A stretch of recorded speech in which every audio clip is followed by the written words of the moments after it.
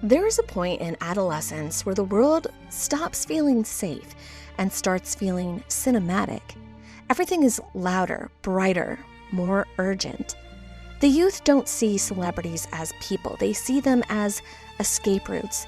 Icons become anchors in a world that feels too big and too indifferent. And when a face on a poster or a voice on the radio starts to feel more real than the people in your own home, admiration starts to border obsession. You want to be near them, to be chosen. And when the fantasy is all you have, you follow it anywhere, even if it leads you into the dark. Welcome to Down the Crooked Path. I'm your host, Amanda Joy. Join me as we dive into eerie and spine-chilling stories that blur the lines between reality and the unknown. From cryptids and mysterious disappearances to true crime, UFO sightings, and paranormal activity.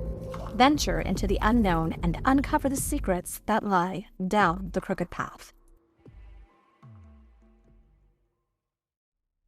Obsession. It festers behind the closed doors of bedrooms, lit by transistor glow and phone screens. It's here that feels safe, but that's the trick. The danger isn't the celebrity, it's the way no one questions the devotion, the way adults shrug it off as harmless, the way it's allowed to metastasize in bedrooms, basements, and bus ride homes. Sometimes fandom will lead you to stay out past curfew, take a different bus route home, or go beyond the edges of common sense, until the lights home are too far behind to find again. In 1956, America was shifting underfoot. Television sets flickered in living rooms like altars. The post-war optimism hadn't vanished, but it had started to curdle slightly, and something new was taking its place. There was a hunger for excitement, for identity. The youth, especially young girls, were caught in the middle of it. They were old enough to feel the pressures of conformity expected from their elders, but young enough to believe that something better was out there, something brighter, something that moved like music and sounded like rebellion. Elvis Presley was almost an invasion. He grew up in Tupelo, Mississippi, and later Memphis, places that were known to have a coexistence of black gospel choirs, Delta blues, and white country music. As a child, he attended black churches like Reverend W. Hubert Brewster's East Triggs Avenue Baptist Church. He listened to black artists on Bugle Street and idolized performers like B.B. King and Arthur Big Boy Kudrup, whose songs he would later record. Elvis was a controversial person from the word jump. He blended African-American blues, Southern gospel, and country music to create a new sound, rockabilly, and it exploded into mainstream popularity. At the time, American music charts were racially segregated, race records for black artists, pop for white, and Elvis kind of shattered that system. Between 1956 and 1958, he had 22 songs in the top 15 Billboard's R&B charts, which was designed for black audiences. His version of Hound Dogs, originally recorded by Big Mama Thornton, became a crossover phenomenon, topping the R&B country and pop charts simultaneously. Technically, he stole black music styles and delivered them to white audiences. And there was a clash of opinions of this on the time. Jackie Wilson noted that many black performers even adapted his stage mannerisms, flipping the narrative of appropriation on its head. Elvis himself was candid about his influence, telling Jet magazine in 1957, quote, "Rock and roll was here a long time before I came along. Nobody can sing that kind of music like black people. Let's face it, I can't sing like that Dominoes can." In 1956, his appearance on The Milton Berle Show marked a turning point. He performed Hound Dog without his guitar, allowing full focus on his body language. Hips gyrating, knees bending, he sent shockwaves through American households, and the backlash was immediate. Critics called it vulgar, parents were outraged, and religious leaders cried warnings of moral decay. From then, he was on every television set. hips thrusting, voice like velvet. He was on the radio, on lunchboxes, in the dreams of girls who had never left their neighborhoods. Adults saw him as too loud, too sexual, and too unpredictable, but for teenagers, especially girls, he was electrifying. He made emotions feel cinematic, made rebellion feel romantic. He was embodying the music, not just by singing. The obsession with Elvis came with radio contests and fan clubs, rumors that he might be filming nearby. Televisions amplified the tension. Unlike radio, which left performances to the imagination, TV made Elvis's sexuality visible and deeply polarizing. His appearance on The Ed Sullivan Show drew over 54 million viewers. That was more than a third of the U.S. population at the time. Sullivan was initially reluctant to host him, but eventually agreed. But he insisted on filming Elvis from the waist up to avoid broadcasting his pelvic movements. But this censorship only heightened the allure. It seemed like the more the adults tried to suppress him, the more the teenagers leaned in. Not only was Elvis's sex appeal a topic of clamor, but in the context of 1950s America, so was his sexuality. He blurred the lines between masculine aggression and feminine allure, creating a persona that was both threatening and seductive. He challenged gender norms with eyeliner and tight pants, his curled lip. For young girls, he represented a break from the sanitized romantic ideals of the era, and in that sense, the adults viewed him as a danger. The media's response to Elvis was a mix of fascination and fear. Newspaper ran headlines warning of Elvis the pelvis, while psychologists debated his impact on adolescent development. The press framed him as a symbol of delinquency and a corrupting force that could unravel the moral fabric of youth. He was definitely the definition of generational divide.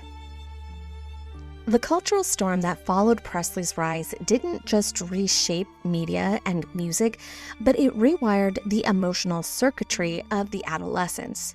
For many girls, especially those who grew up in quiet neighborhoods with strict parents and routines, he was almost godlike. And this is where our story takes a turn. A choice made in the dark with coats zipped and hearts pounding. Sometimes the fantasy feels more real than the life you've been handed, and you don't ask what's waiting for you out there. Sometimes you just go, and sometimes you don't come back. The Chicago winter in 1956 was sharp. The air laced with the smell of coal smoke and car exhaust. Snow clung to the curbs in gray ridges, and the EL trains rattled overhead like clockwork, ferrying workers between the city's industrial heart and the suburban new sprawls that were rapidly swallowing the farmland. This was the era of Park Forest and Levittown-style optimism, when families fled to the city for cul-de-sacs and carports, chasing the promise of safety, space, and sameness. The suburbs were marketed as sanctuaries, places where children could ride bikes without fear, and where mothers could host Tupperware parties in pastel kitchens, and fathers could return each night to trimmed lawns and television dinners.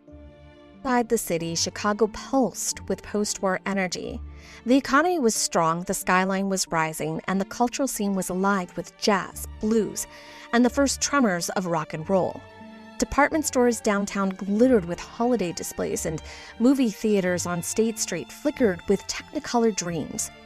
But the city was also beginning to fracture. Urban renewal projects were displacing entire communities. Racial tensions simmered beneath the surface, and the divide between city and suburb was growing more pronounced by the day. Still, for most families, especially white working middle-class households, there was a sense that the world was finally beginning to settle into place. The war was over, the Depression was a memory, and yet, for all of its order and optimism, there was something brittle about the peace. Teenagers were beginning to pull away from their parents' values, drawn to the raw energy of celebrities like Elvis. Televisions brought the outside world into the living room, and with it came new ideas, new temptations, and new fears. Barbara and Patricia Grimes were raised in Brighton Park, a working-class neighborhood on the southwest side of Chicago. Their family was Catholic and close-knit, with 7 children in total. Their mother, Loretta Grimes, was a homemaker, and their father, Joseph, worked for the Union Stockyards. The household was modest and loving. The girls shared chores, attended church regularly, and were expected to follow curfews and family rules. Their mother was especially protective, and their siblings looked up to them. Barbara often helped her mother with errands and cooking, and Patricia was known for entertaining her younger siblings.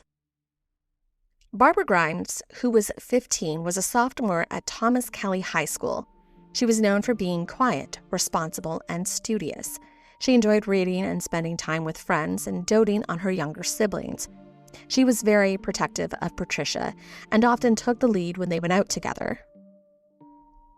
Patricia Grimes, nicknamed Petey, was 12 years old. She was a 7th grader at St. Marie's Catholic School. She was bubbly, cheerful, and adored her older sister. Patricia had a playful streak and was known for her sense of humor and warmth. The sisters were die-hard Elvis Presley fans, part of the wave of teenage girls swept up in the early days of rock and roll. They collected Elvis memorabilia. They played his records constantly at home and had even seen the movie Love Me Tender 10 times. Going to the Brighton Theater was a regular outing for the girls. It was a safe, familiar place just a few blocks away from home. They would often walk there together, buy snacks, and sit side by side in the dark, whispering about Elvis and the movie's romantic scenes. The night of December 28, 1956, was supposed to be just another trip to the movies. But the girls encountered something much darker than a movie theater. That evening, the girls planned on seeing Love Me Tender for the 11th time. The Brighton Theater was about 1.5 miles away from their home. The girls left around 7:30 p.m. with $2.50 between the two of them, which was enough for movie tickets and snacks, possibly even a second showing. They promised their mother that they would be home before 11:55 p.m. if they stayed for the second viewing.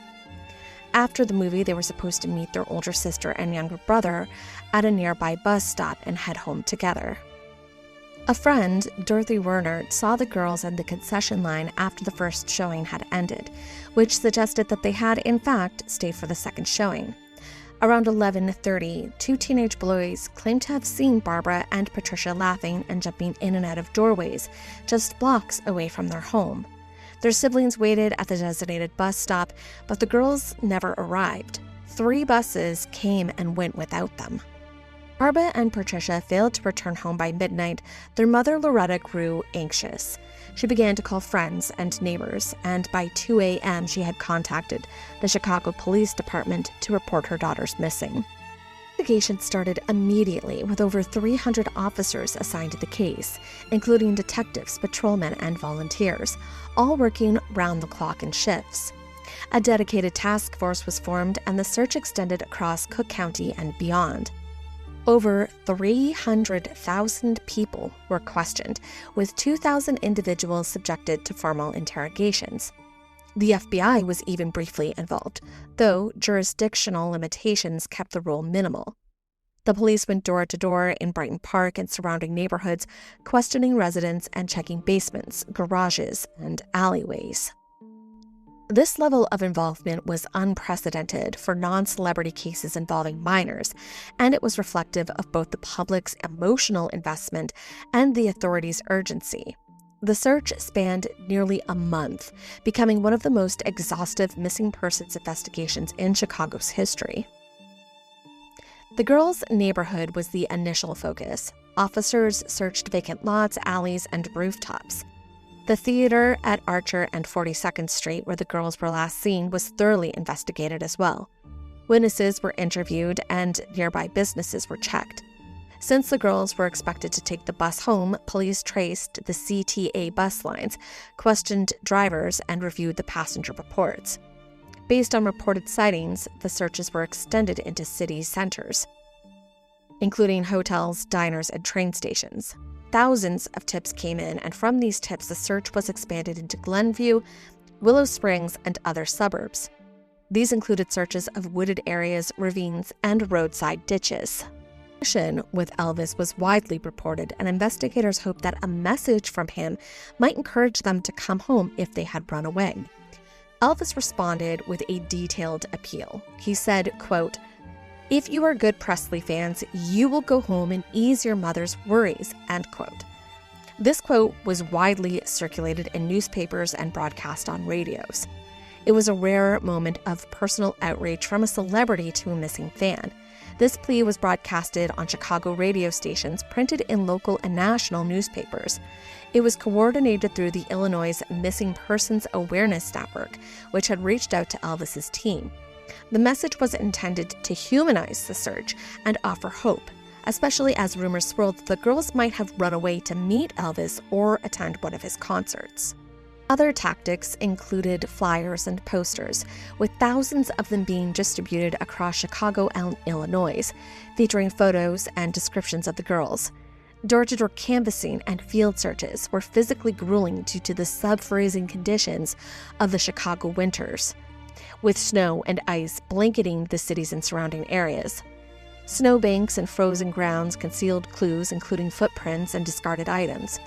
Radio and newspaper campaigns encouraged public vigilance. Tracking dogs were deployed in wooded areas and the girls' last known locations in hopes of picking up some trail to give any indication as to what direction the girls may have gone. Police searched storm drains, canals, and the Chicago River was even searched for any signs of the girls. Schools' attendance were logged and reviewed, as were Elvis Presley fan club memberships and movie theater ticket stubs, in hopes of any sort of pattern or clues. However, none were found. Tips came in by the hundreds. Some were plausible and others were incredibly bizarre, which created chaos and an emotional charge within the investigation. Many of the tips suggested that the girls were in fact still alive. Aside from the two teenage boys claiming to have seen the girls a few blocks away from their home, was another boy who reported seeing them getting into a dark-colored Mercury sedan with two men, one in the front seat and one in the back. A bus driver had said the girls boarded a CTA bus around 11:05 p.m., but he didn't recall them getting off. Reports of sightings following that day included a witness claiming to see the girls browsing records at the Kersey's Five and Dime store, possibly listening to Elvis records. Workers at another store believed that they saw the sisters with two sailors on January 3, 1957. A woman in Minnesota swore that she had met the sisters in a Nashville bus station rest stop on January 9th, sparking rumors that they were headed to Memphis to find Elvis. Another claim came from a restaurant worker who described seeing the girls, and one of them had appeared sickly or drunk on January 17th. And then there were reports of sightings from out-of-state and national claims, which included sightings in Glenview, downtown Chicago, and even Tennessee, Indiana, and Wisconsin. Some tips suggested that the girls had run away to meet Elvis, fueled by their intense fandom, and the media focused on that angle. Newspapers and radio stations published many of these tips, sometimes without any sort of verification. Combined, these tips painted a picture of two girls on the move, from shopping to traveling and even meeting strangers. This created a belief that the girls were still alive and had led investigators to focus on the runaway theory rather than towards a homicide investigation, which would soon prove to be a mistake. The case took a traumatic turn when Loretta Grimes received multiple ransom letters claiming her daughters were alive. The first note arrived in early January, just about a week after her daughters' disappearances. The note was delivered anonymously and claimed that the girls were alive and being cared for by someone who had found them after they had run away. The writer demanded money in exchange for their safe return, although the amount and instructions were vague. This letter gave Loretta hope and triggered the FBI involvement.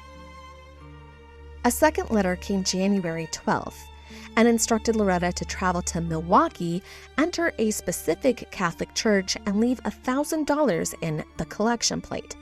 The FBI escorted her to the church, but no one appeared. Later, this particular letter would be traced back to a mental patient and confirmed as a hoax. A third letter would be received mid-January and contained vague threats, claiming that the girls would be harmed if demands weren't met. Like the others, it lacked verifiable details and was dismissed after the investigation. All of the letters were mailed anonymously, and some were postmarked from Chicago. The FBI and the Chicago police treated each letter seriously, fearing that the girls might be alive and in danger. Handwriting analysis, fingerprinting testing, and postal tracing were conducted, but no useful evidence ever emerged.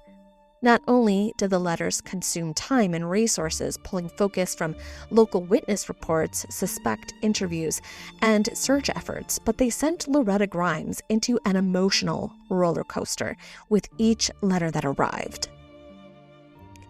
On January 2nd, 1957, nearly a month after their disappearance, in a snow-covered roadside ditch in Willow Spring, Illinois, the bodies of the two girls were found. This area was a desolate stretch of German Church Road in a rural suburb southwest of Chicago. A construction worker named Leonard Prescott spotted what he thought were mannequins in the snow while driving past the area. But upon closer inspection, he quickly realized that they were human bodies and immediately alerted the authorities. The girls were found lying on their sides, face down, with Barbara's body slightly atop Patricia's. Their heads had been turned in opposite directions. They were both completely nude, with their clothing never being recovered. Their bodies had been partially obscured by brush and snow, with no clear signs of fatal violence, such as gunshot wounds or deep lacerations.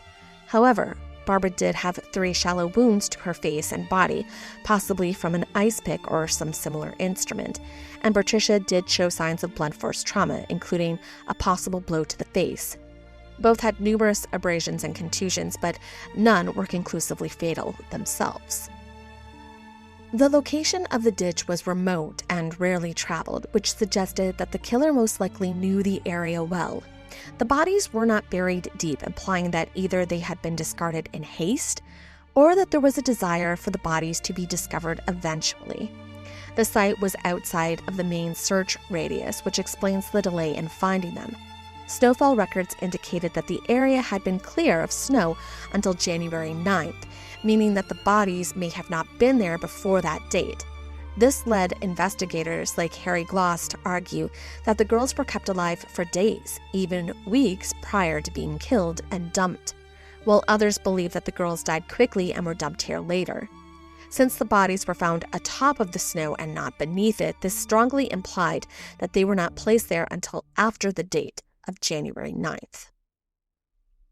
An autopsy was performed by Cook County pathologists led by Dr. Harry L. Spann. This would conclude that the girls had died of secondary shock and exposure, but the findings were controversial and incomplete, as well as widely disputed, even by the investigators involved in the case. The diagnosis was ambiguous, suggesting death from a combination of trauma and exposure to cold. The estimated time of death was within 5 hours of their last confirmed sighting on December 28th. This was based off of the body's condition, the content or lack thereof of food in their stomachs, and the absence of frostbite. One of several issues with this timeline estimate was that many of the tips, several of which came from sources considered to be reliable, suggested that the girls were alive for weeks after their disappearance, leading police to chase dead ends and even question the reliability of the forensic estimate. Investigators couldn't establish a clear timeline, which made it harder to identify suspects or reconstruct the girls' final movements. Furthermore, the cold weather preserved the bodies, yes, but it also masked decompositional clues that could have helped pinpoint the time of death. No definitive signs of prolonged captivity like malnutrition or restraint marks were found, but the lack of clothing and exposure made such evidence hard to detect. On Barbara's body, there were 3 shallow puncture wounds in her chest and abdomen. These were described as possibly inflicted by an ice pick or similarly shaped object. but they were not deep enough to be fatal. There were minor abrasions and contusions present on her face and legs, which were consistent with blunt contact or dragging. There were no signs of sexual assault that were officially recorded in the autopsy, though this point would later be disputed by investigators, primarily Harry Gloss, who believed that she had been sexually molested. He alleged that Cook County crime lab technicians had supported this claim, but that the coroner's office had dismissed it. She had no defensive wounds, suggesting that she may have been incapacitated or even unaware of the attack. There were no signs of poisoning, strangulation, or internal trauma that could explain her death. Patricia's body was found beneath Barbara's, lying face down with her head turned sharply to the right. Patricia had visible bruising and contusions, particularly to her face and head. These injuries were consistent with being struck by a blunt object, though not necessarily fatal. Like her sister, she had abrasions on her legs and torsos, possibly from being dragged or moved post-mortem. Both Barbara and Patricia showed no sign of struggle, and there was no sign of sexual assault on either of them. With both of the girls, the environmental issues played a big role. The cold weather preserved the bodies, which did allow for more detailed autopsies, but the freezing and thawing cycles had distorted the soft tissue, making it difficult to detect subtle injuries or signs of trauma, such as suffocation or sexual assault. Frostbite and ice damage may have mimicked or masked abrasions and bruises, complicating the trauma analysis. When the girls were found, there was a thin layer of ice that had formed on their skin. This suggested that they were still warm when placed in the ditch, meaning that they had likely died shortly before being dumped. This detail contradicted the official autopsy, which claimed that they had died December 28th, the night that they had vanished. The girls had also been found nude, and their clothing was never recovered. Any fibers, hair, or DNA that might have been on their clothing was lost. Exposure to the elements likely washed away or degraded any trace evidence, such as skin cells or body fluid. The absence of insects, also due to the cold, eliminated a key forensic tool when it comes to estimating the time of death. Despite the inconclusive autopsy and the chilling haziness that surrounded their final hours, the investigation soon shifted focus from the girls' cause of death to the question of who might have wanted to harm them. As public pressure mounted and theories multiplied, a cast of potential suspects began to emerge, each shadowed by inconsistencies, rumors, and proximity to the girls' last known movement. Amongst these names was Benny Bedwell, a 20-year-old drifter from Tennessee who would become the most publicly scrutinized suspect in the Grime sisters' case. Benny would sometimes work as a dishwasher at the D&L restaurant in Chicago, and notably had a resemblance to Elvis Presley, which made him memorable to witnesses and possibly the Grime sisters, who were devoted Elvis fans. On the night of December 30th, the owner of the D&L restaurant claimed that Bedwell was seen with two girls, matching Barbara and Patricia's description. Then, on January 24th, Bedwell was arrested and questioned by Cook County authorities. He signed a 14-page confession claiming he and a man named Frank had spent several days with the girls, feeding them hot dogs and alcohol before killing them and dumping their bodies in a culvert. However, his story conflicted the coroner's report that the girls had died within 5 hours of their last confirmed sighting on the 28th. There was also no forensic evidence linking Bedwell to the crime scene or the bodies. Bedwell's story also changed multiple times, and he later withdrew his confession, stating that it had been coerced by the sheriff's deputies. Given the era and interrogation practices of the time, this claim was taken seriously by some investigators. There were also some reports that his named accomplice was actually Edward Benny Wellington, which has led to some confusion over whether Frank and Edward were the same person or Frank was a fabricated alias. Police did later identify a man named Edward Benny Wellington, who was a 28-year-old drifter, as the person who Bedwell may have been referencing. Wellington was questioned but never charged. He denied any involvement and was released due to a lack of evidence. Sheriff Joseph Loban believed that Bedwell might have been guilty and pursued the confession, while Harry Gloss was skeptical. He thought Bedwell may have had peripheral involvement but highly doubted that he was the actual killer. The confession was widely reported, and Bedwell was briefly vilified in the press. His Elvis-like appearance added a surreal layer to the media narrative. But ultimately, due to a lack of evidence and the autopsy's contradiction of the timeline, Bedwell was released without charges. But his confession remains one of the most controversial elements of this case. Another key suspect in the Grime sisters case was Max Flegg, a 17-year-old from Chicago. Flegg was a local youth with a troubled history, known to police for petty crimes and behavioral issues. He just so happened to live in the same general area as the Grimes family. Flegg was brought in for questioning after investigators noticed inconsistencies in his statement and behavior. During a polygraph test, he allegedly confessed to the murders of Barbara and Patricia Grimes. However, because Flegg was underage and didn't have legal counsel present, the confession was deemed inadmissible in court. He later recanted, and no physical evidence ever linked him to the crime. There are several detectives who believe that Flegg's confession was credible, citing his knowledge of details that had never been released to the public. To some investigators, this made him the most likely perpetrator. Others argue that he was coerced or confused, and that the confession lacked corroboration. His involvement in the case has been one of the most underreported threads. Walter Kranz was a self-proclaimed psychic and former mental patient who became a suspect in the Grime sisters case after making an eerily accurate prediction about the location of their bodies. On January 15th, Kranz called the Englewood police station and claimed he had had a vision while intoxicated. He stated that Barbara and Patricia Grimes were dead and that their bodies could be found in a remote area near Willow Springs. This tip was shockingly accurate. The girls' bodies were discovered exactly 1 week later, on January 22nd, in a roadside ditch in Willow Springs. Kranz was held for observation and questioned extensively.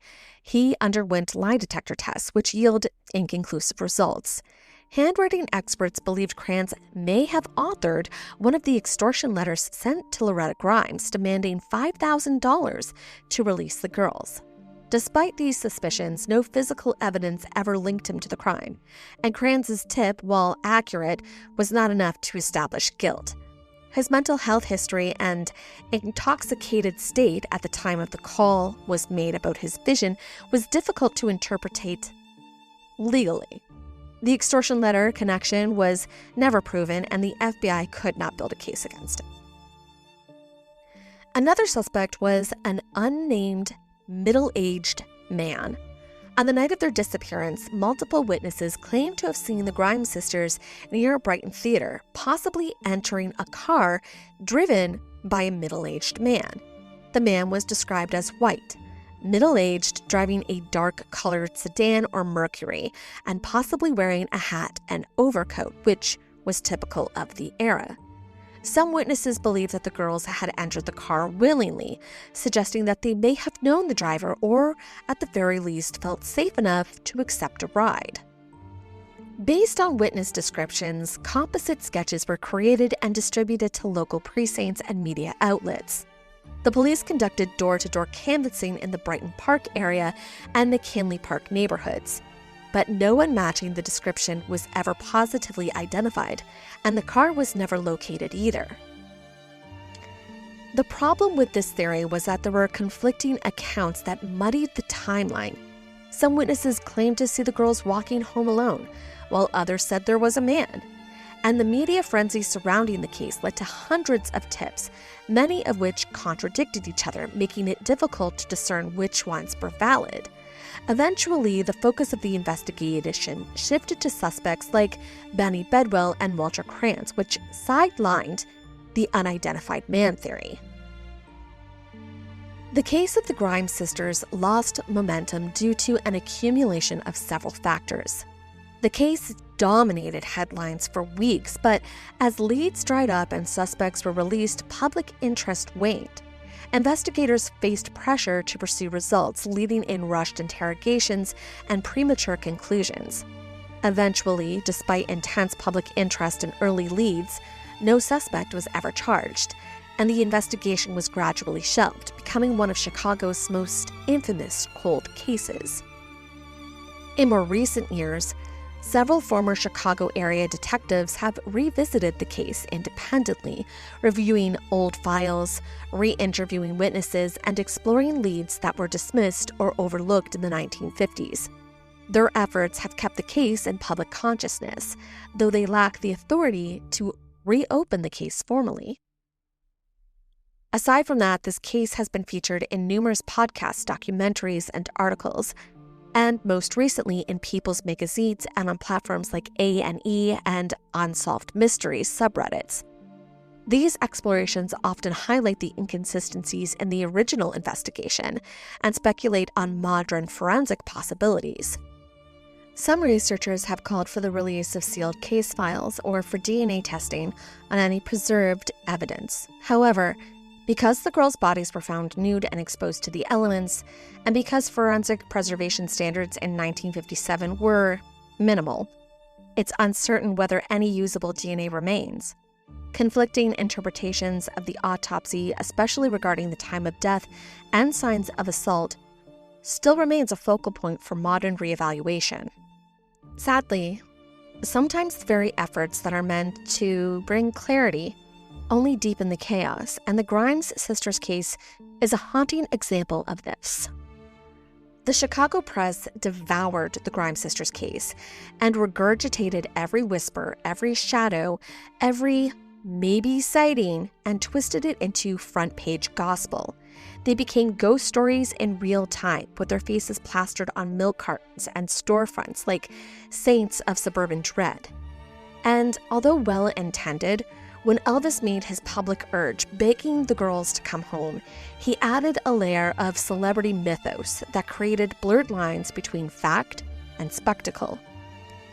The city held its breath and the cops buckled under the weight of it. Every tip became a lead, every confession a headline, even when the facts didn't fit. There were too many eyes, too many mouths, and too many hands reaching from the dark, and sadly, this probably caused the truth to drown. The Chicago Police, the Cook County Sheriff's Office, and the FBI all had overlapping roles in this case. Coordination was inconsistent, and leads were sometimes lost in bureaucratic handoff. As weeks passed with no resolution, public interest waned. The case that once held the nation's obsession quietly faded from headline. Overall, the case collapsed under the weight of too much noise. Every element that was meant to help became a hindrance. The media had turned tragedy into a spectacle, flooding the public with half-truths and sensational leads. The avalanche of tips, some sincere and others attention-seeking, sent investigators chasing ghosts across state lines. And the pressure to produce results led to rushed arrest and coerced confessions that only muddied the timeline. Even the weather conspired against clarity, preserving the bodies while obscuring evidence. In the end, the case became a maze of contradictions where truth was buried beneath the very efforts meant to uncover it. Loretta Grimes died on October 22, 2024, still haunted by the mystery that stole her daughters. She had spent nearly 7 decades searching for answers that never came. From the moment Barbara and Patricia went missing, Loretta became the face of a mother's anguish. She endured false confessions, media storms, and investigative dead ends, each one reopening wounds that never truly healed. She passed away at 87 years old, and the case was still unsolved, the weight of that absence loitering every day. Loretta died without knowing justice and without knowing the piece of what really happened to her girls. That evening, the Grime sisters didn't just vanish into the cold. Rather, they were swallowed by a city's panic, a nation's obsession, and a mystery that has refused to thaw. What began as a simple night at the movies unraveled into one of Chicago's most disturbing tragedies, tangled in a media frenzy, filled with false hope and investigative missteps. Loretta Grimes carried the weight of that night until her final breath, never knowing who took her daughters or why. And though decades have passed, the silence around Barbara and Patricia's case still hums. In the end, it isn't just a story about two missing girls. It's about how a community can lose its way chasing shadows, and how sometimes the loudest stories are the ones that never end up finding their ending. Thank you for walking this cold and winding path with me.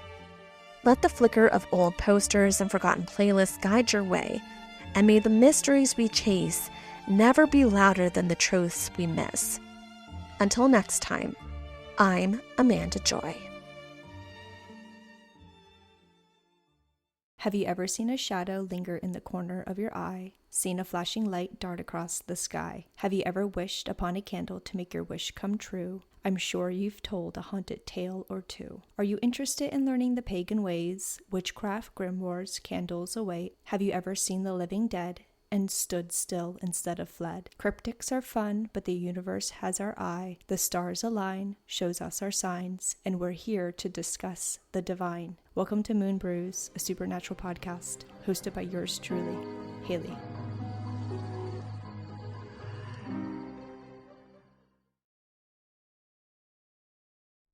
Follow the path even further. If this episode left you lingering in the shadows, there is always more to explore. Follow Down the Crooked Path on TikTok and Instagram for haunting visuals, behind-the-scenes lore, and updates for upcoming episodes. Every post is another breadcrumb deeper into the strange, the forgotten, and the beautifully unsettling. Stay curious and keep wandering.